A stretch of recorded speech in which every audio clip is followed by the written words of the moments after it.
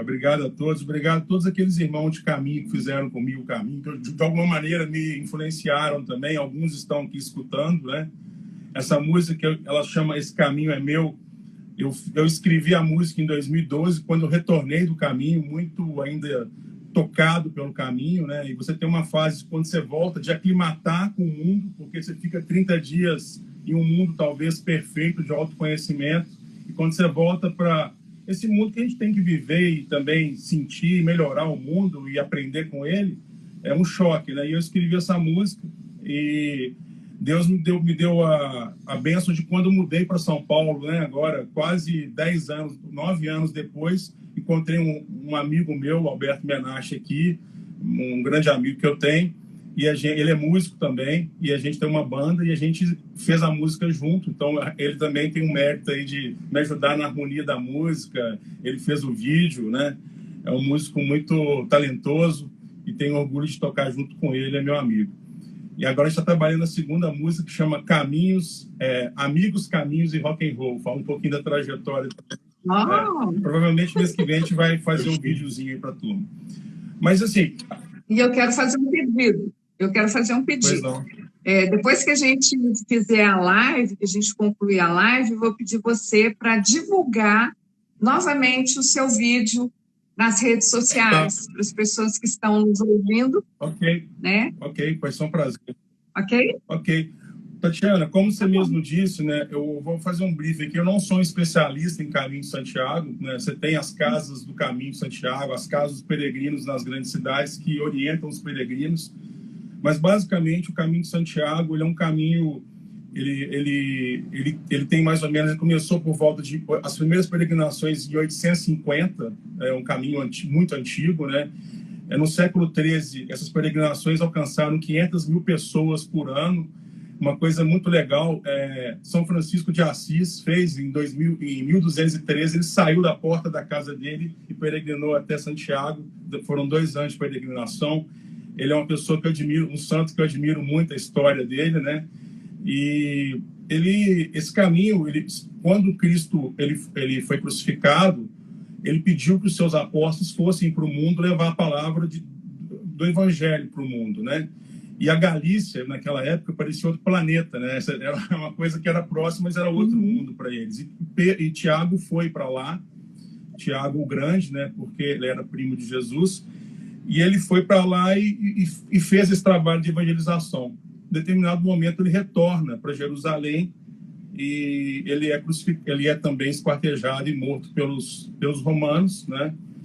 E esses restos mortais retornam pelas pessoas que seguiam, né, Santiago, retornam para Galícia, e aí não se tem mais notícia. Alguém enterra esses restos mortais no lugar e ninguém sabe. Muito tempo depois, um frei eremita, ele via uma chuva de estrela caindo em determinado ponto, no meio de uma floresta, de um bosque, e eram campos de esteia, né? Campos de esteia, campos de estrela, que são campos de estrela, que é Compostela, virou Compostela, daí vem o nome Compostela, e aí todo mundo já conhece, a igreja reconheceu, acho que foi em 813 que ele avistou o túmulo. É um pouquinho só da história para as pessoas entenderem da onde veio, né, esse caminho. As pessoas falam, você pode caminhar no Brasil, ou pode caminhar, isso é besteira. É verdade, você pode caminhar onde você se sentir feliz, né? Aqui no Brasil tem vários caminhos, eu não fiz ainda os caminhos daqui, mas tem o caminho da fé, são caminhos bem interessantes, mas o mais importante é você se sentir bem. E eu tive esse clique com 33 anos, a idade de Cristo. Eu passei uma temporada no Chile, eu estudei, fiz imersão lá, conheci pessoas que tinham feito o caminho e aquilo me encantou, e eu fui trabalhando aquilo. Aos 38 eu defini que eu iria mesmo, né? E aos 39, para fazer 40, eu fui. Eu saí daqui no dia 28 de abril e comecei o caminho no dia 1º de maio de 2012 e concluí no dia 28 de maio de 2012. Foram 28 dias consecutivos de caminhada. Eu me surpreendi, né, de eu ter conseguido fazer com 28 dias, não estava no planejamento. Às vezes eu imaginava que nem ia conseguir fazer o caminho, né? E eu começo contando isso já falando do primeiro aprendizado que eu tive, né? Que quando eu cheguei para fazer o caminho, muitas pessoas me desacreditaram de fazer o caminho. Era impressionante. Às vezes eu tinha pessoas que que não me incentivavam, né? Então, ó, você não vai conseguir, você está fora de forma, isso é coisa de doido, você trabalha muito, você tem um cargo de liderança, né? Mas eu tratava aquilo de uma maneira equilibrada, e eu tinha lá no fundo, no meu âmbito, eu falava, eu vou conseguir fazer o caminho, né? E quando eu cheguei lá, eu decidi sair, fazer o caminho francês. Tem vários caminhos, né? Você tem o caminho português, o caminho mais antigo e mais famoso é o francês, que sai dos Pirineus e atravessa toda a Espanha e chega em Santiago. 100 quilômetros para frente é Finisterre, que eles acreditavam que o mundo acabava ali, em Finisterre, por isso o fim do mundo, né? E quando eu não saí dos Pirineus, eu saí na divisa da Espanha, porque geralmente eles saem de Saint-Jean-Port, que é na França, e eu saí de Rocenvalles. Rocenvalles é uma cidade medieval nos Países Bascos, né, na região da Espanha. E aí, quando eu fui me preparar, e me preparei bem, né, eu li livros, eu treinava, eu morava no Rio de Janeiro, eu treinava na praia, então eu corria, eu andava no final de semana na praia, no sol, eu era acostumado com o sol, né, Aí eu cheguei lá, e aí quando eu conversei, o pessoal, não, vai estar primavera, não vai fazer frio, né, vai estar 16 graus de manhã, 18, e meio-dia 25 graus, final da tarde 20 graus, tranquilo. Quando eu cheguei lá, já estava assim, 8 graus. Era o pior, era a primavera mais fria. Poxa, acostumado com o Rio, né? Chego lá, não fui equipado para isso. Levei um porta-vento, um pé de mala, uma blusa de manga comprida, então eu comecei já no primeiro dia, né? Eu senti um frio. E não tinha o que fazer, tá? Não tem loja para você comprar uma blusa, não é um caminho de Santiago, né? É um pueblo. Você vai caminhar por 100 pueblos e nesse caminho deve ter umas 6 ou 7 cidades grandes, né? Que você vai ter uma loja legal. E mesmo assim, que eu acho que para o meu tamanho é mais difícil ainda. Eu tenho, né, 1,90 m e mais de 100 quilos, então é difícil. O espanhol tem um porte físico bem menor que o nosso, né? Então eu já senti o frio, aí eu fui jantar. Estou contando aqui só porque são coisas que já impactam, né? Tinha sopa, né? Falei, meu Deus do céu, eu nunca tomei sopa, né? Eu não gosto de sopa, sabe? Só que eu tinha fome, né? E ali eu falei, cara, eu vou ter que tomar essa sopa. Tomei a sopa e tal, né? Os peregrinos muito simpáticos, né? E aí eu fui dormir. Sem exagero nenhum, quem faz o caminho sabe, eu fiquei na parte velha do albergue, que era o albergue municipal. A parte nova parece um hotel, sabe? Assim, muito bem feito. Mas a velha é literalmente de pedra. Então, estava mais frio ainda. É uma igreja de pedra. Nossa. Você imagina lá 100 beliches e eu lá num desses beliches. E aí eu falei, o beliche é muito frágil, né? E eu grandão, eu falei, o cara falou, ó, pode usar esses beliches. Era um frei holandês, muito bravo, muito disciplinado. Aí ele falou, vocês podem usar esses beliches. Esses ali não podem usar porque essa ala não está aberta. Tá bom. E eu fui ver, só tinha a parte de cima do beliche, sabe, Pedro? E eu falei, gente, eu não vou subir, esse negócio não vai me aguentar, eu vou cair, vou machucar quem está dormindo embaixo, né? Porque a câmera é frágil, sabe? E aí eu falei, não, tudo bem, vou fazer o seguinte, eu não vou atrapalhar ninguém, eu vou ali naquela ala que não pode dormir e vou deitar lá quietinho, não vou incomodar ninguém. E assim eu fiz.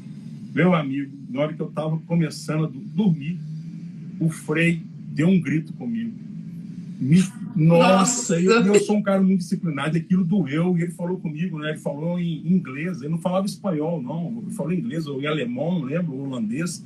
Ele falou, ó, você não pode fazer isso, eu te falei que você não pode usar essa ala, eu expliquei, mas eu tô aqui, frei, é alto, não, você vai dormir lá. E ali eu vi, né? Acabou, aqui eu sou mais um na multidão, eu sou um peregrino, eu tomei sopa, que eu não gosto, eu senti frio, que eu não sinto, e eu vou dormir no lugar que eu não queria. E ali eu já percebi assim, eu falei, olha, nas primeiras 2 horas, Deus já me deu aquele sinal, falou, amigo, aqui a pegada é outra, né? Não é como você imagina, não. Não é como você caminhava os seus 15 quilômetros na orla da praia vendo aquela paisagem bonita, chegava em casa, minha esposa me dava uma jarra de limonada para tomar. Não, não vai ser assim, né? E aí eu dormi ali e no outro dia eu comecei a caminhar, né? E ali tem uma placa icônica, né, que fala 790 quilômetros para chegar em Santiago, né?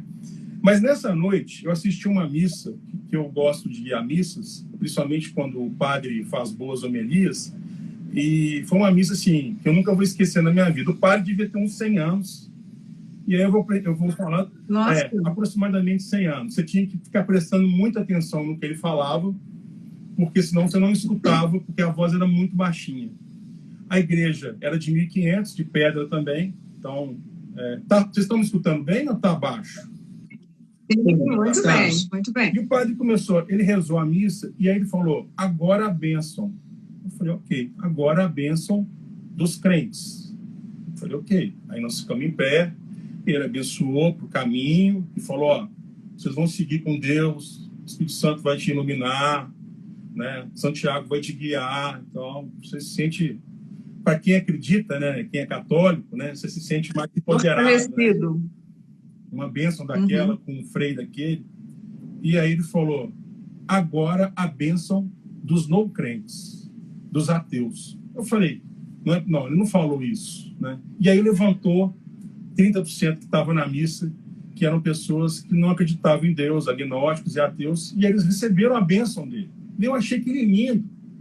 O padre não se preocupava se o cara acreditava em Deus ou não, ele abençoava as pessoas, porque aquele ali é o trabalho dele, ele acreditava, né? E ali eu percebi o seguinte, a fé não é o que estava levando, não era a religião ou a espiritualidade, era a fé das pessoas. Então, o que movia as pessoas ali era a fé, independente da religião, né?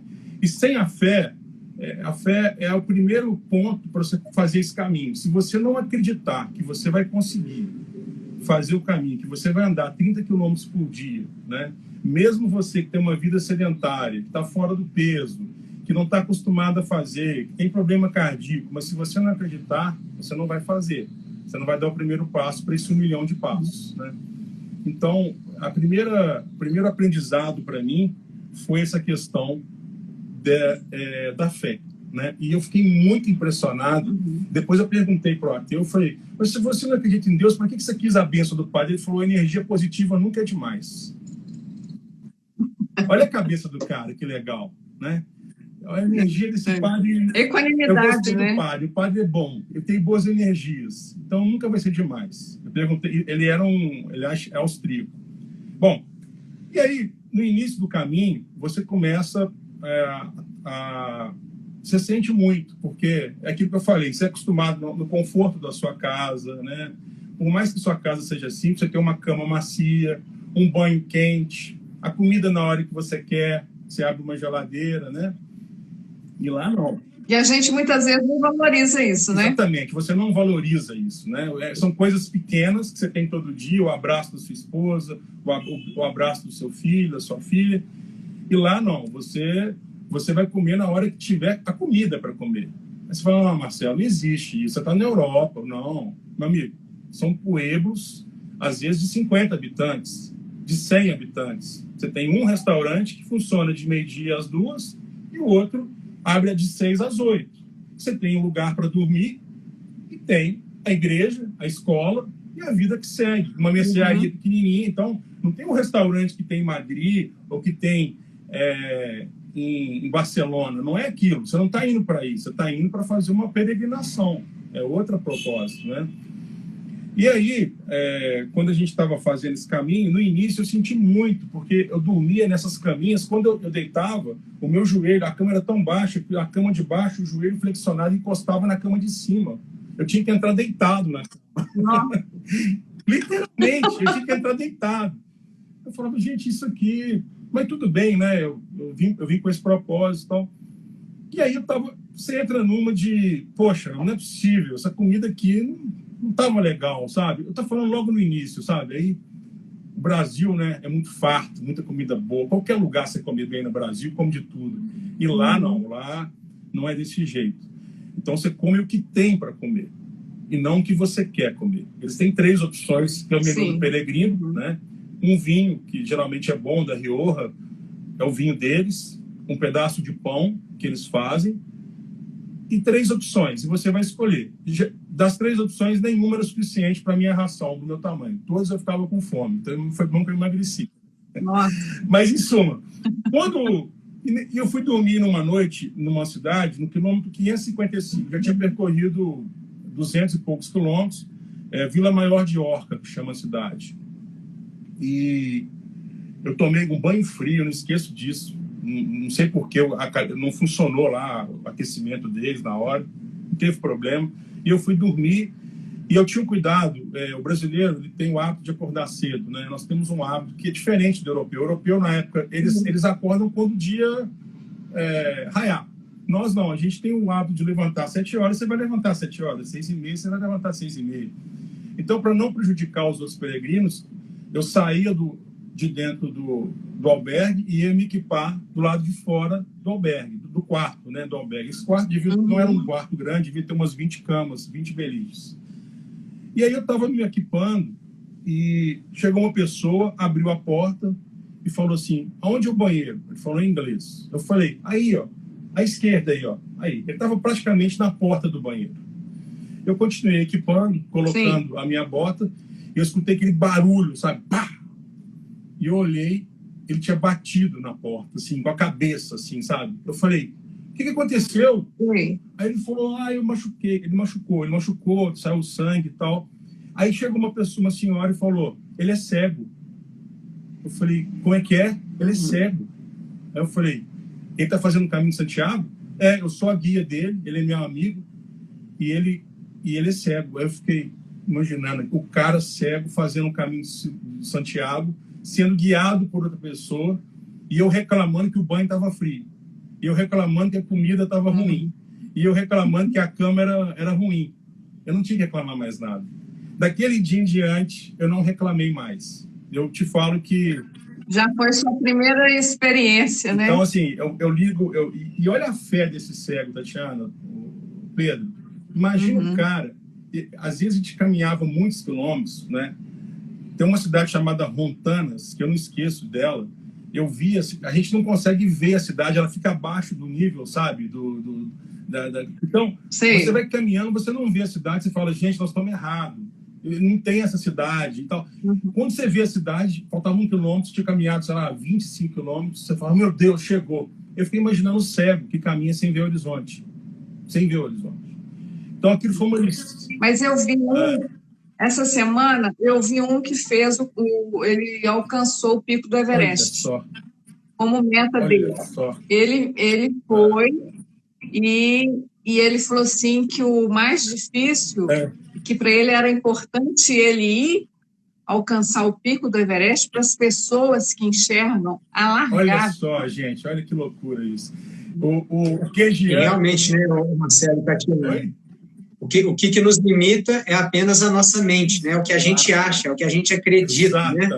Então, quando você olha para a vida de outras pessoas, que muitas das vezes têm menos do que você, fazem menos e fazem coisas que você nem acreditaria. E aí é uma inspiração para nós fazermos, né? E aí a gente muda as nossas crenças de que eu não sou capaz para agora eu sou capaz. Se ele fez, eu faço também. Exatamente. E essa questão da fé ficou muito forte para mim, né? Eu tenho um tema também, uma outra passagem, né? Eu fiz amizade com o Tadeu. Acho que o Tadeu deve estar aí nos vendo. O Tadeu é um senhor aqui de São Paulo. Na época ele devia ter uns 63 anos. Eu conheci ele em Lyon. E a gente estava equipando também. E ele trabalha na área comercial também. E ele falava muito. Falava assim, Marcelo, eu tô com medo, eu tô fora do peso, eu tô velho, né? E eu falava, Tadeu, e ele estava gordinho, né? Eu falei, Tadeu, eu vou caminhar, vamos caminhar então juntos. Eu conheci lá, e a gente caminhou e tal.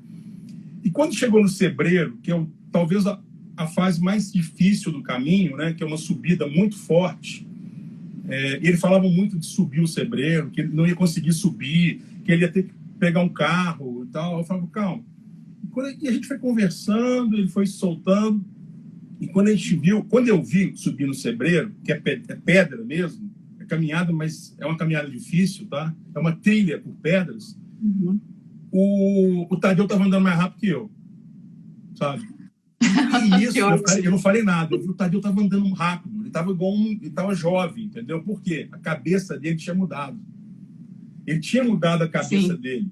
Primeiro ele colocou na cabeça que não ia conseguir. E ele andou alguns trechos de táxi. E depois ele foi ganhando confiança nele mesmo. Ele esqueceu que ele estava fora do peso. Ele esqueceu que ele tinha 63 anos. E ele focou no que ele queria, né? Então, eu falo muito da força de vontade do Tadeu, do foco dele. E ele ganhou um presente. Quando nós chegamos em cima do Sebreiro, é lindo a visão. Sabe o que chegou para conversar com a gente? Para conversar não, para interagir? Um jumentinho. Você acredita nisso? Um jumento branco. Um jumento branco. Olha, gente. Que lindo, gente. O jumento chegou. Imagem linda. Antes de fazer a live, eu mandei uma mensagem para o Tadeu. Eu falei, Tadeu, eu vou contar o caso do jumento branco. Você me autoriza? Ele, autorizar. Ele autorizar. Então, assim, o jumento chegou, porque quem não... É mentira isso. O jumento chegou, a gente afagou o jumento. E ele ficou emocionado com aquilo. A gente caminhou depois. E quando a gente chegou em Sebreiro, depois de fazer isso tudo, não tinha lugar para dormir. Tinha acabado o hostel. Não tinha lugar. E aí ele falou, Marcelo, agora eu vou dormir na próxima cidade de táxi. Eu falei, eu vou caminhando. Tá bom. Deixa eu levar sua mochila? Eu falei, não, eu vou com essa mochila aqui. Mas guarda um lugar para mim no albergue lá, porque eu talvez não tenha. E aí ele foi para o outro albergue, né, na frente. E eu fui caminhando, cheguei lá, eram 12 quilômetros para frente, cheguei um pouco mais tarde. E foi muito legal. E lá na frente, depois, né, uma das pessoas, esses amigos todos, Tatiana e Pedro, foram feitos no caminho. Então, não eram pessoas que eu conhecia. Você andava trechos com eles, eu andei alguns trechos. E aí uma pessoa falou assim, Tadeu, isso eu descobri, eu escrevi no meu diáriozinho, quando eu fiz o caminho, eu escrevi isso, eu não lembrava disso. E o cara falou assim, ô Tadeu, você parou de reclamar. E ele falou, o jumento do Sebreiro me curou. Olha isso. Então, fantástico. Foi uma ação transformadora na vida dele, né? Ele visualizou aquele jumento lá, aquilo ali como o jumento é icônico, né? É emblemático. Ele carregou Jesus em Jerusalém, então é um bicho santo, né, para o católico, né? E ele levou isso para ele. É um símbolo, né? Então, assim, achei uma história muito legal e que eu pude viver com o Tadeu, meu grande amigo de caminho, né? E o recurso chegou, né? Se ele precisasse do recurso para caminhar, se ele precisasse do recurso para caminhar, o recurso estava lá. Analogia, Tatiana, e é verdade. Se precisasse do recurso, estava lá o jumentinho para a gente andar, né? É verdade. Eu não fiz analogia. E eu nunca tinha visto... eu já frequentei fazenda, minha família era de fazendeiro e tal, mas eu nunca vi um bicho chegar assim, sem você dar comida para ele vir falar com você, interagir com você. Geralmente você tem que levar alguma coisa. Não, ele chegou perto, a gente afagou, e depois ele saiu caminhando, saiu trotando. Foi um convite para ele continuar o caminho. Tem muitas pessoas especiais, sabe, assim, no caminho. Em Punta de la Reina, é o quilômetro 727, também no início ali, o Sebreiro já é mais no final, tá? Depois que eu tinha caminhado, eu estava tomando uma taça de vinho. O espanhol, ele gosta muito do brasileiro e ele gosta muito de quem faz o caminho de Santiago. Eles acham o máximo você sair do seu país e fazer o caminho deles. E lá o maior público é o espanhol, depois o alemão, depois vem os brasileiros. São os maiores peregrinos em público, quantidade de pessoas. E eles pagam, durante o caminho, muitos espanhóis me pagaram café, pagaram taça de vinho. Chegava assim, de onde você é? Do Brasil. Uma copa de vinho para nós dois. Ele pedia uma copa de vinho e a gente tomava junto. E nesse dia, lá em Punta de la Reina, eu fiz amizade com vários espanhóis e um deles se chamava Jaime. E eu falei, ele quer mais um vinho? Não, eu vou tomar um café. Ele falou, não, fica aí, por favor. Então, e ele sumiu e ele voltou com o café, mas quando ele voltou com o café, ele voltou com a mão para trás, assim, sabe? Eu achei até que ele estava brincando comigo. E aí ele me serviu o café e falou assim, Marcelo, falei, esse café aqui é para você. Eu falei, muito obrigado e tudo. Ele falou, eu sou ubicado, né? Eu sou um aposentado, eu estou aposentando agora. Eu trabalhei 30 anos como garçom e agora eu tive o prazer de servir esse café para você no caminho de Santiago. Nossa! Cara, aquilo ali Que eu não chorei porque eu maravilhoso. fiquei com vergonha.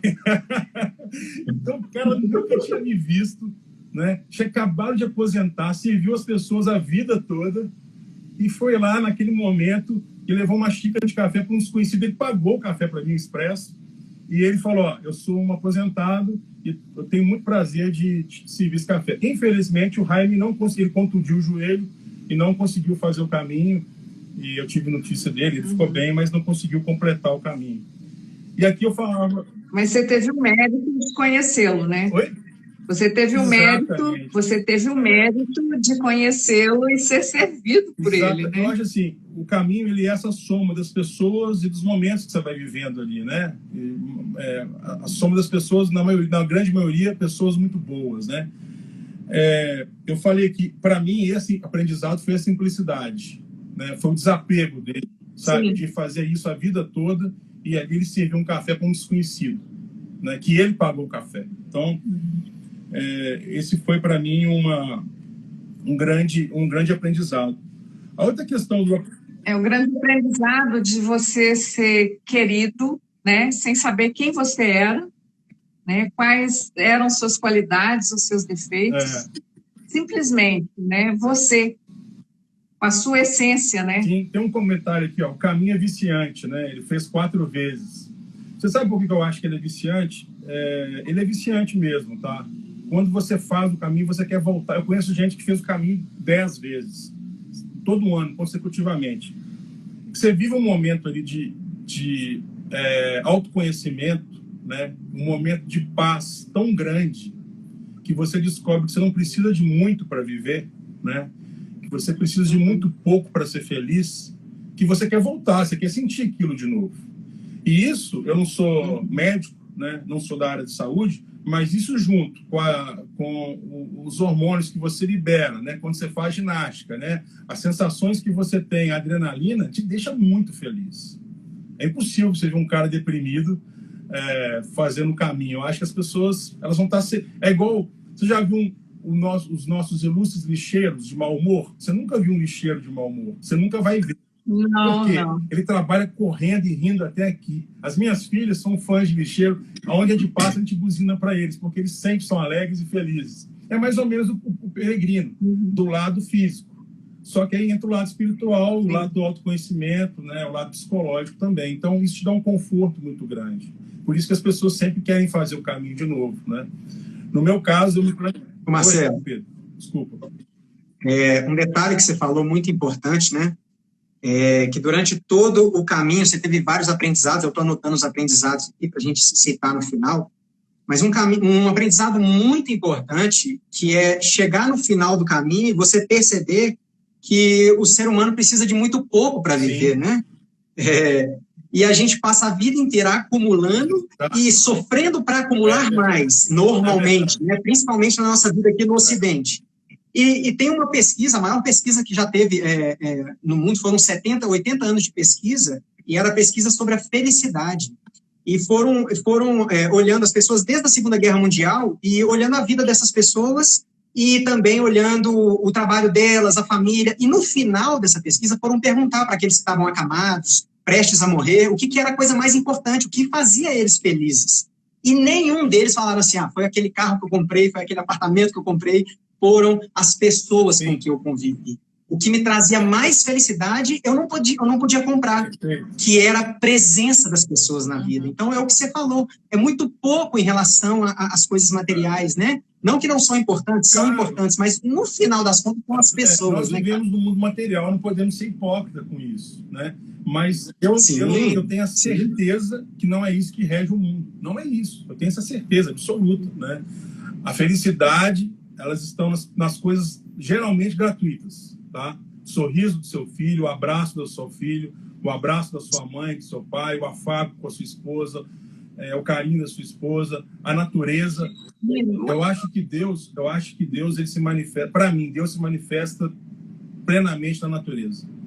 É impossível você não ter, e eu tenho uma passagem muito forte com isso, né? Através dos bichos, dos animais, da fauna, da flora, do mar, da cachoeira, gente, não tem coisa que toca, né? Aquilo te lava a alma, literalmente. Então, tudo isso é de graça, o sol. Um dia ensolarado, né? Quanto vale um dia? Isso que eu já ia falar. Quanto vale um dia ensolarado? Eu já ia falar. Isso vale? É que é o estado de graça. Você não paga nada por ele. Isso é que eu chamo de estado de graça. Você não paga nada por ele. Quanto vale um dia de sol, né? E uma coisa, né, Tatiana? Graças a Deus, né? Sim, claro, alguns não, mas temos saúde também. Algumas pessoas com menos, outras com mais. Mas estamos vivos. Deus deu o dom da vida, né? De compartilhar nesse mundo. Então, eu acho que as coisas... me fez pensar muito isso no caminho de Santiago. A questão do desapego, Pedro, quando você vai para lá, você tem que fazer uma mochila muito pequena, geralmente 10% do seu peso, no máximo, tá? Senão você vai ter problema na lombar. E eu fiz uma mochila bastante frugal, né? Assim, muito pouca coisa. Por isso que eu passei muito frio também. Eu acreditei que não ia ter frio e passei frio. Mas eu levei um gorro, um cachecol, acho que 3 camisas de tractel, 2 de tractel, né? Camisas de suar, né? Essas camisas dry fit, desculpa, 2 camisas dry fit, uma camisa de algodão, uma bermuda, uma calça de andar, uma bota e 2 pares de meia. E 2 cuecas de fazer caminhada, né? Aquelas short de caminhada, né? Isso devia dar uns 7 quilos a 8 quilos, mais ou menos. E eu tomava muita água, então eu tinha sempre 2 litros de água. Então, ia para 8, 9 quilos a minha mochila. Tava dentro do combinado. E eu falei, quando eu acabar o caminho, eu vou lá, na época o euro não era tão caro, tomo um banho de boutique, tomo um banho de loja, né? Compro boas marcas, né? Compro um presente bacana para minha esposa, para minha mãe, para meu pai, para minha família. Compro uma mala de rodinha, encho a mala, né, assim, e volto para o Brasil. Beleza. O caminho acabou, cara. Eu tinha uma camisa de algodão que eu usava de noite. As outras eram para caminhar. A camisa já estava surrada já, eu usava toda noite ela. E aí eu continuei usando a minha camisa lá, usando a calça estava surrada também, foram 28 dias, né, de caminhada forte e tal. Aí eu falei, hoje eu não vou comprar nada não. Cheguei lá, não vou comprar não. Passou o segundo dia, não precisa comprar nada não. Passou o terceiro dia, porque eu adiantei a viagem, eu cheguei mais cedo de Santiago. Também não comprei nada. Quando chegou o dia de ir embora, sabe o que eu fiz? Eu comprei 50 tercinhos de €1 para dar para os meus amigos aqui no Brasil, para minha família. Mais nada. Porque eu não precisava de nada, eu não tinha vontade de comprar. Eu não tinha vontade de comprar. É impressionante. Eu via as coisas, isso é legal, mas eu não preciso disso. Eu via... É claro, quando você volta, né, a influência, as coisas vão mudando, né? Até o marketing trabalha isso na sua mente, né? Assim a gente vê, né? Ela cria demandas, né? Eu trabalho na área comercial, né? Eu brinco, cria demanda, né? A gente, toda hora, a demanda é criada para você de consumo, né? É claro que isso acontece e você vai de novo se poluindo. Mas naquele momento, quando eu voltei, e aí começa um conflito até grande dentro da gente, quem fez o caminho sabe do que eu estou falando, você não quer comprar mais nada, você quer viver aquela vida simples, né? E você volta com o essencial, né? O Charles aqui, ó, meu colega de empresa, meu amigo, fez o caminho de bicicleta. Eu vou ter o prazer de falar que eu te inspirei, tá, Charles? Eu te inspirei. Ele e o Lincoln, tá? O Lincoln são pessoas que eu gosto muito, são ótimos colegas de trabalho e ótimas pessoas também, são 2 irmãos do Rio de Janeiro, e eles fizeram e querem voltar, né? E depois que você volta, a gente... Olha lá, o Lincoln está dizendo que a experiência é única, né? Minha esposa mandou um coraçãozinho aqui, também te amo, Juliana. Bom, gente, mas... Ô, Marcelo, conta pra gente aquela... Tem uma história, né, de uma pessoa que você dá um suporte no caminho. Esse talvez seja a pessoa o irmão de caminho que eu mais caminhei ao lado, é o Almir, né? O Almir é um cara, eu acho que ele é até faixa preta de Taekwondo, ele foi da aeronáutica e hoje ele é funcionário público em Brasília, é um cara muito bacana, muito legal. Ele até mandou para mim, ele não conseguiu entrar, ele ia entrar. E eu falei, Almir, foram 44 quilômetros mesmo que a gente andou? Ele falou, foi. Eu lembrava que era isso. Gente, 44 quilômetros é muita coisa, não é? Fala a verdade. Eu tive até que relembrar com ele, porque eu fico falando, não devo ter caminhado isso tudo, mas nós caminhamos, tá? Então, olha para você ver, é como que a gente mesmo, a gente sabota, né? A gente caminhou. Mas não foi premeditado isso. Eu caminhei 32 quilômetros, né? E quando eu cheguei, ele não caminhou comigo esse dia, quando eu cheguei para dormir, era 1h da tarde para dar entrada no albergue, tinha uma fila. O Jean, que tá aí nos escutando, que é um grande peregrino, meu amigo lá da Bahia, meu irmão de caminho também, ele estava nesse lugar também, ele foi um dos poucos, ele foi um dos únicos que conseguiu dormir, eu não consegui. Ele falou, aí a pessoa falou, Marcelo, ou você vai para frente, caminha mais 12 quilômetros, ou você bate na casa de alguém para ver se alguém te abriga. Eu falei, 1h da tarde, né? Eu acho que eu estava bem fisicamente, mas eu tinha caminhado 32 quilômetros. Mais 12 quilômetros, eu acho que eu vou. E o Almir estava atrás, ele falou, se você vai, eu vou com você.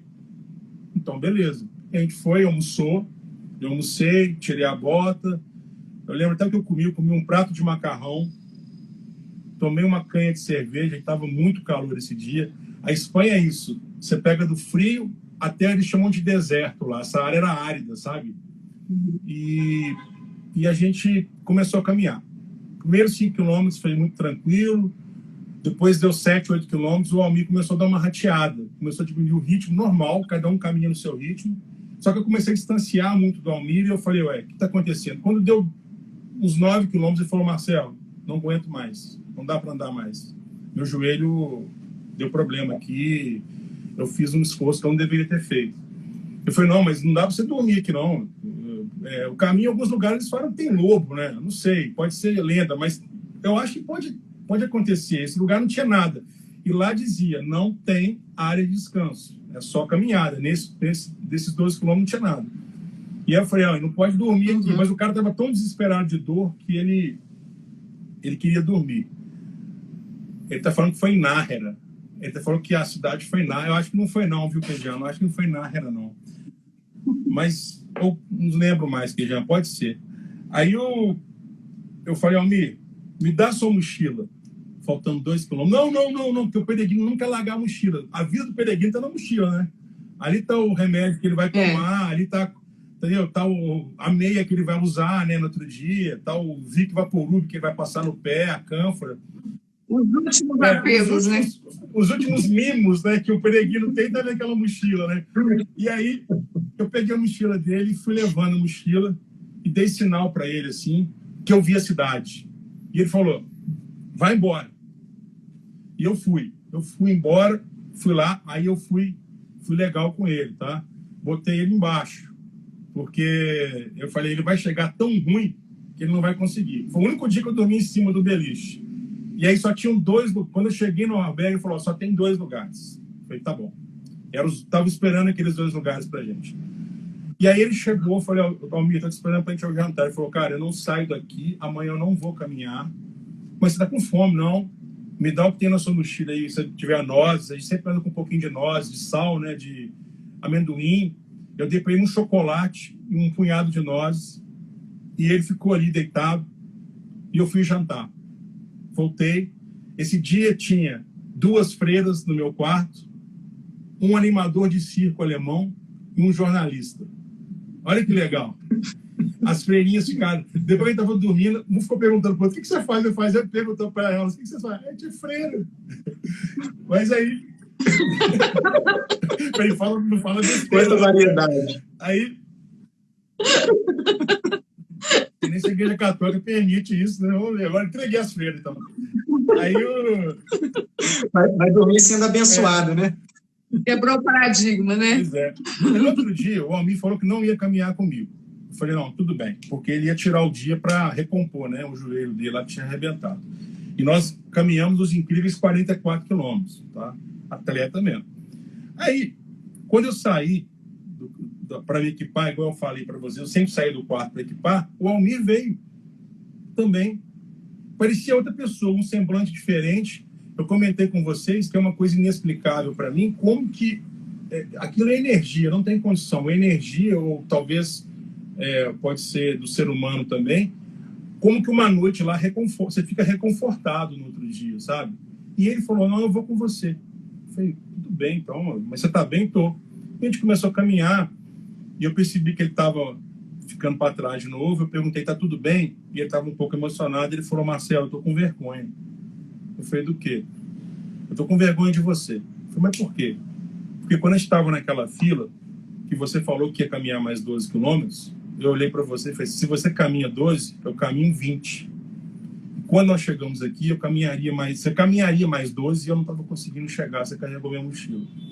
Então, assim, aquilo para mim foi cara, duas coisas para mim. Você subestimar a sua força, às vezes nós temos muita força, a gente subestima a força, porque existem as pessoas que nos sabotam, né? E aí você também se auto-sabota, então foi um aprendizado, né? E o aprendizado do Almir ter esse desapego de falar aquilo para mim também, né? E eu achei muito legal. Humildade. O Almir Humildade. Que tem umas histórias mais bonitas de caminho, porque ele teve o sinal, o clique do caminho com 10 anos de idade. Eu nunca esqueço disso. E ele viu a propaganda do caminho. A família dele é uma família de gente muito trabalhadora, humilde, e ele falou, pai, eu quero fazer esse caminho. Ele falou, filho, esquece. Esse caminho é para quem fala inglês, fala espanhol e estuda muito. E ele me disse, Marcelo, eu estudei, eu me dediquei por causa do caminho. Olha que loucura isso. Ele entrou no caminho com 10 anos. Exato, ele entrou no caminho. Aos 10 anos... Eu nem pedi licença. Aos 10 anos, isso, ele já estava fazendo o caminho. É muito bonita, muito bonita.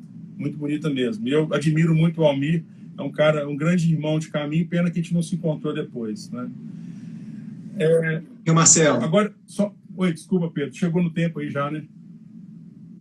Não, é só para comentar a beleza, como é que os nãos da vida, né, as barreiras da vida, você pode pegar elas, ficar chorando e lamentar a vida inteira porque você não fez, ou você pode pegar essas barreiras que a vida te impõe, né, e incentivar ainda mais para você fazer, né? E ser a sua mola propulsora do seu próprio sucesso. E no caso do Almir, foi exatamente isso. O não que ele recebeu do pai foi a motivação dele ir para o caminho e falar assim. Ou não, ou a barreira que ele falou, ó, para você fazer isso, você tem que estudar, é um mundo diferente do que você viu. Então, eu vou viver esse mundo, né?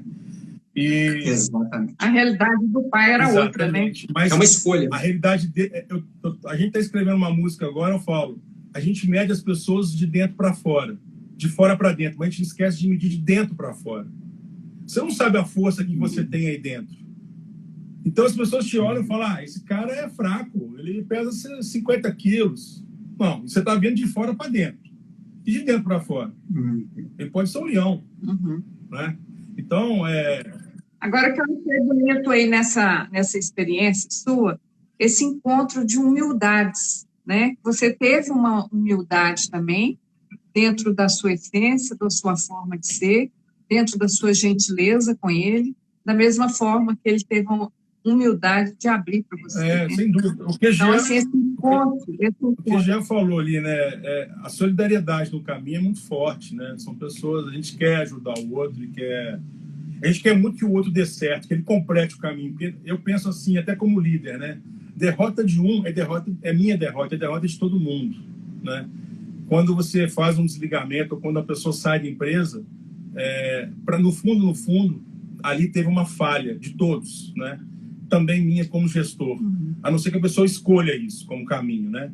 Então, eu penso assim, quando alguém deixava de fazer o caminho, será que a gente podia ter ajudado? E eu vou contar uma história aqui da Martina. A Martina é uma italiana. Quando eu conheci ela, parecia ter uns 15 anos. Ela tinha 22, ela pesava 45 quilos e tinha 1,48 m. Era uma criança, você olhava uma criança. E ela estava chorando na porta o Tadeu conheceu ela também, e ela estava chorando na porta do albergue de León, e ela falava, tenho paura, né? Eu não falo italiano. E aí eu falei, o que é paura? É medo, tá em medo. Tal. E ela ia começar o caminho naquele dia, tá? E aí eu fui caminhar, ela pediu para caminhar comigo, eu caminho muito lento, minha caminhada é lenta, eu caminho a 4 km por hora. Geralmente o peregrino caminha 5, 6, tá? Ela caminhava 2. E eu fui com 2, caminhando com 2 km. Resultado, foi o dia que eu menos caminhei. Caminhei só 16 km. Só que eu não podia ter esse privilégio, porque eu tinha tempo para cumprir minha viagem. Eu tinha que voltar para o Brasil, eu tinha corresponsabilidade, eu tinha que trabalhar aqui no Brasil, né? E aí eu falei, Martina, você está andando de All-Star, você não se preparou, a sua mochila é uma mochila de estudante, né? Então, eu acho melhor ou você para, ou você se equipa melhor. Eu dei muitos conselhos, eu dei remédio para ela. As pessoas queriam ajudar, porque todo mundo queria que ela desse certo. Mas no outro dia ela falou, eu vou caminhar com você de novo. E eu falei, meu Deus do céu, se eu caminhar mais um dia 16 quilômetros, acabou o caminho para mim, eu não vou conseguir fazer o caminho. Eu tinha que recuperar aquilo que eu tinha dado menos. E a gente começou a caminhar, e quando chegou numa cidade, nos primeiros 6 quilômetros, eu falei, não vai dar.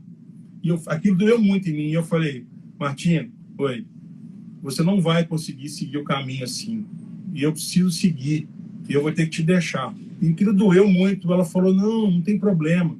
Aí eu procurei um albergue, deixei ela no albergue lá, e eu fui muito chateado, caminhando, né, falando, poxa, eu não fui parceiro, tudo.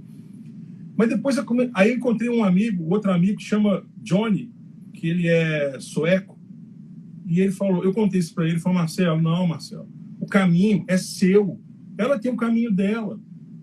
Se você para fazer o caminho dela, você não faz o seu, nem ela faz o dela. E aí eu falei, é exatamente isso. E eu continuei fazendo meu caminho, e aí vem a minha música, né? Esse caminho é meu, né? O caminho é seu, não é de mais ninguém. Só você vai trilhar esse caminho. E sabe o que aconteceu com a Martina? 2 meses depois, ela concluiu o caminho. Ela fez o caminho no tempo dela. Ela era um pouco alternativa, ela encontrou a turma dela alternativa, porque tem muita gente alternativa que dorme na rua. Então, ela encontrou essa turma e fez o caminho. Eu sou amigo dela no Facebook e eu vi quando ela concluiu 2 meses depois. Ela fez o caminho dela também. Então, se eu tivesse acompanhado, eu não teria feito o meu caminho no meu tempo, talvez teria prejudicado o caminho dela, porque ela pensava diferente de mim, né? Então, você saber respeitar os seus caminhos na vida, né? E o caminho é seu. Não pede para ninguém fazer o seu caminho. Quem tem que fazer o caminho é você. O aprendizado é seu, né? Não terceiriza o aprendizado, não. É isso aí. E muitas das vezes, né, Marcelo, a gente sofre porque o outro não quer seguir o nosso caminho, né? E a gente acha que o nosso caminho é sempre melhor do que o do outro, né? Aí a gente quer que a nossa esposa, o nosso marido siga o nosso caminho, faça a nossa religião, e aí muitas das vezes o outro tem o caminho dele, tá tudo certo, cada um no seu tempo, respeitando, e aí o relacionamento dá certo, né? Porque um respeitando o caminho do outro, a convergência se torna um amor, né? É um desafio isso, hein? Principalmente para esposa, é um desafio grande, né? Você entender, são cabeças diferentes, modos de pensar diferentes e caminhos diferentes, fazendo um caminho junto na família. Olha que loucura! Perfeito, né? É isso aí. Quem pensar? Aí eu sei que você teve 2 companhias também nessa caminhada. E aí, para mim, essa aqui talvez é o último que eu preparei para falar. Para finalizar, tá, Marcelo? Tem 5 minutos. A gratidão, né? Saindo de... Puxa vida. Esqueci o nome da cidade. La Força que vem da... É onde tem um muro pichado lá, de região. Onde tem um muro lá, La Força que vem da Ariba. Eu caminhando, os pássaros cantavam do meu lado, 2 pássaros muito fortes, né? E esses pássaros parecia que conversavam comigo, né? O tempo todo. Eu fui interagindo, eu fui vivendo aquilo. Eu falei, esses pássaros, eles estão me acompanhando. Eram os mesmos pássaros, sabe? Pode ser, você fala assim, Marcelo, para com isso, ó. Para mim, eram os mesmos pássaros. Eu estava caminhando, eles andando do meu lado, e cantando muito e tal. E eram 2 pássaros. E aí eu vou apresentar para vocês os 2 pássaros, né? Eles estão ali na sala, meus 2 pássaros. Eles me acompanharam desde lá. Uhum. Cadê eles? Cadê os pássaros? Hein? Bom, elas vão vir aqui. Você não tinha os pássaros, né, Marcelo? Você não tinha os passarinhos antes, né? No caminho, você não tinha esses pássaros em casa, né? Eles apareceram para mim e eu conto até hoje, né? Isso, né? E eu estou esperando os passarinhos chegar aqui. Geralmente são rápidos, mas demoraram esses passarinhos, hein? Demorou, hein? Olha aqui. Esse é um dos passarinhos que conversava comigo no caminho, ó. Esse é que linda! Então, Maria Sofia, parabéns. E eu tenho muita gratidão, né? Que quando a gente voltou do caminho, a gente teve essa certeza, né? De ter os filhos, né? E eu conversei com a minha esposa e a gente tomou essa decisão. E aí eu brinco que elas eram os passarinhos que estavam no meu caminho. Então, eu tenho muita gratidão, né? Por isso. E é no que a gente acredita, né? A fé, a gratidão de que Deus nos dá, né? Eu espero retribuir isso de alguma forma, tudo que eu tive no caminho, retribuir para as pessoas, tentar mostrar, inspirar, e para que as pessoas façam esse momento, que não seja no caminho de Santiago, mas que seja num momento de peregrinação, um momento de autoconhecimento, para que a gente possa realmente tentar se conhecer melhor, né? E tentar escutar um pouco as coisas que a gente não vê no dia a dia, que a gente entra no automático de trabalho, de casa, de escola, de rotina, e você não para pensar, né? E que família linda, né? Tá de parabéns. Parabéns, tem um cachorrinho também agora, né? E ter a oportunidade. Que coisa linda. Assim, muito lindo também, né? A gente vê você na sua essência transformado e com a chegada de 2 filhas com quem você tem a responsabilidade, né, de transferir esses conhecimentos, esses conceitos internos essenciais. É muito legal isso. Realmente. Muito bacana. E o interessante, Marcelo, que você contou, pelo menos nessa questão do existencialismo, né? Você contou, acho que o caminho da vida humana, né? Que eu anotei aqui os aprendizados, só que eu anotei aqui, que eu tive tempo de anotar, foram 13 aprendizados. O número 13 também é interessante. E a primeira coisa, né? Em qualquer caminho que nós vamos iniciar, o que você falou para nós, é a fé. Você falou, a primeira coisa é a fé. E a vida, as pessoas, a sociedade vai falar assim, ó, não, mas você tá gordo, mas você não tem saúde, mas você não tem capacidade financeira, mas você não pode, e você não. Mas quando você tem uma fé interior, nada te para. Mas você precisa começar a agir, né? Você falou, olha, o começo vai ser difícil. Então, em qualquer caminho que nós vamos tomar na vida, seja numa empresa, seja em sair de uma empresa, seja de criar uma família, ter filhos, cara, não tem manual, você vai aprender durante o caminho. E pode ter certeza que no começo vai faltar comida, igual você falou, não vai ter abrigo, mas em contrapartida, vão ter pessoas para te ajudar durante o seu caminho na sua vida. Vão ter aqueles que vão te dar a mão na hora que você está caído. Vão ter aqueles que você vai dar a mão, porque eles estão caídos e você aprende com isso tudo. E o mais interessante que são as sincronicidades com a natureza, né? A natureza nos dá avisos o tempo inteiro. Esses 2 passarinhos foram um aviso das suas filhas para você. Porque, talvez o jumentinho... Eu estava aberto para receber o aviso. Muitas vezes não estamos abertos. Exatamente, você percebeu. Os sinais, né? Desculpa te contar. Exatamente. Eu acho que a vida humana é repleta de sinais, que eu chamo de sincronicidades. Basta você perceber. Você falou que teve uma vez que você chegou num albergue, você e mais um, e só tinha 2 vagas no albergue. Hoje a gente caminhou 44 Mas você foi... Exato. Olha só, que sincronicidade. Então, muitas das vezes, se você acreditar naquela voz que tem dentro de você, eu não consigo, eu não vou fazer esse caminho, e você vai, pode ter certeza que sincronicidades vão acontecer na sua vida e que você vai chegar exatamente no lugar certo, com as pessoas certas e com a demanda certa. Gente, a live vai encerrar e eu tenho que agradecer a você, Marcelo, pela disponibilidade de estar aqui conosco. Se cair, gente, é porque o tempo... Não vai não, né? Então, eu quero aproveitar antes que caia de te agradecer e te dar a palavra final. Eu que agradeço, eu agradeço, eu mando um abraço a todos. Realmente foi um momento único para mim. Obrigado pela oportunidade, tá, Pedro e Tatiana? Foi único para mim. Eu acho que eu estou fechando um ciclo desse caminho, quase 10 anos depois. E tudo isso aqui eu nem esperava, mas são coisas transformadoras da minha vida, né? Agradecer a minha família que sempre me apoiou e sempre me ajudou a fazer o caminho. Eu retorno ao caminho, se Deus quiser abençoar, em 2022. Queria mandar um abraço para o Zé Roberto, é o grande parceiro, amigo que a gente tem aqui na ArcelorMittal. Ele teve o corona e saiu do hospital no domingo, e ele, antes de começar a live, eu liguei para ele e falou, Marcelo, a minha vida foi transformador o que eu passei agora, e nós conversamos, tinha muito a ver com o que nós falamos aqui hoje, né?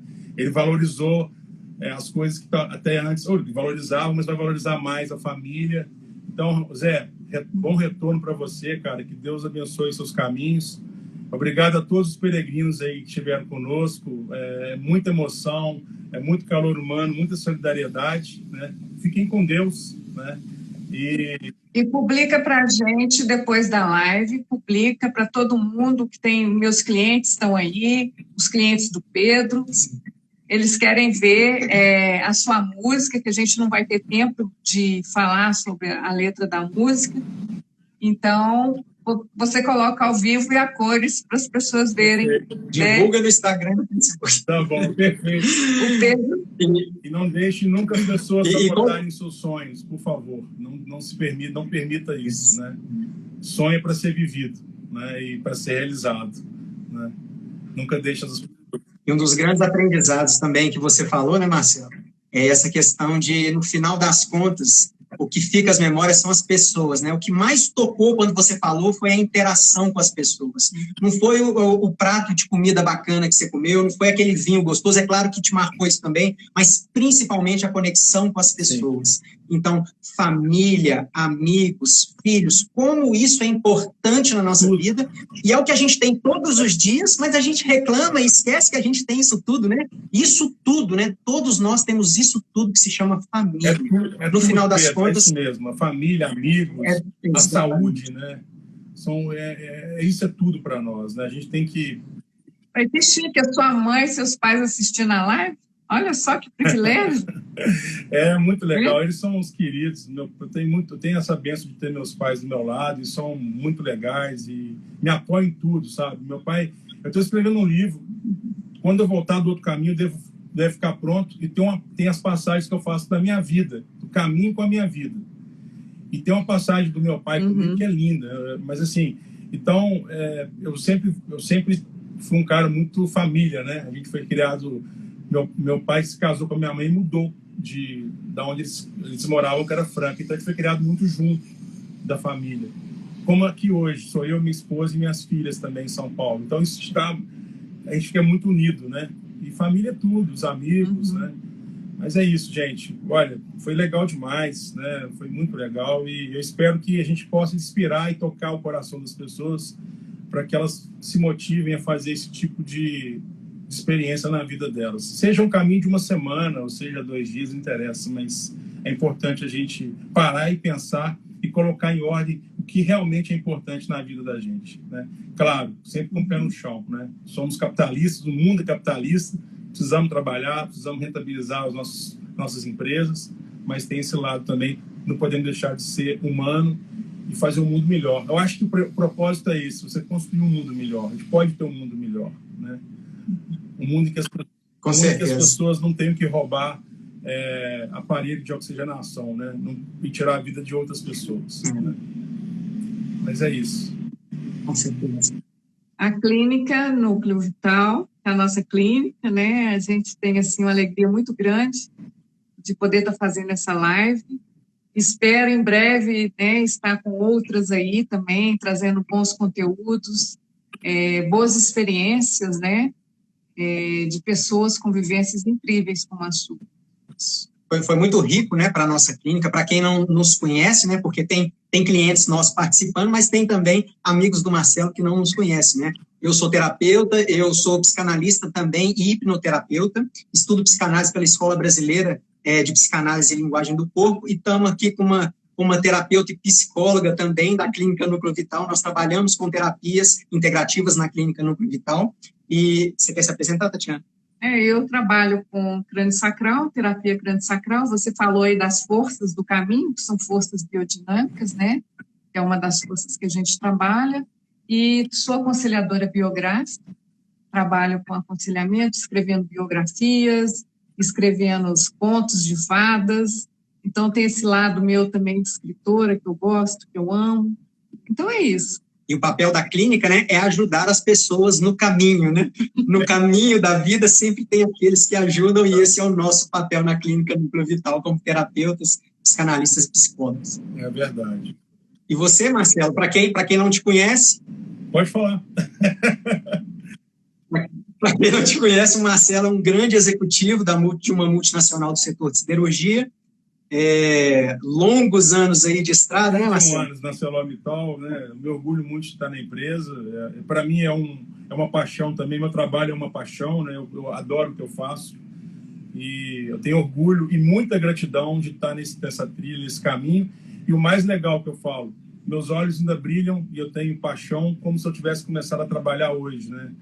impressionante a energia que eu ainda tenho para desenvolver meu trabalho, porque eu gosto do que faço e eu gosto de estar com pessoas, de fazer gestão de pessoas, de trabalhar com o mercado. Eu aprendo todo dia com eles.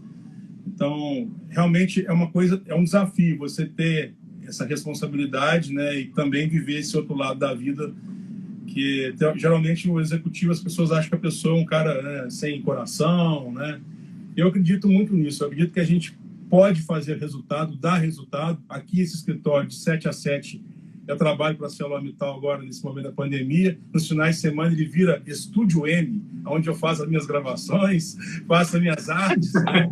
Então, e gravo minhas filhas também. A gente pode fazer isso. Dá para fazer. Dá para você fazer as coisas com leveza, com resultado e com leveza. Não precisa, né, a gente levar só para um lado, nem também para o outro lado também. Ninguém vive só de amor. A não ser o Jess, o cachorrinho aqui de casa, ele vive só de amor, né? Mas ninguém vive só de amor, né? A gente precisa de outras coisas para viver, que o mundo é um mundo material. Mas ninguém precisa de helicóptero, nem navio, nem transatlântico para ser feliz. Não precisa disso. Você precisa de amor. Verdade.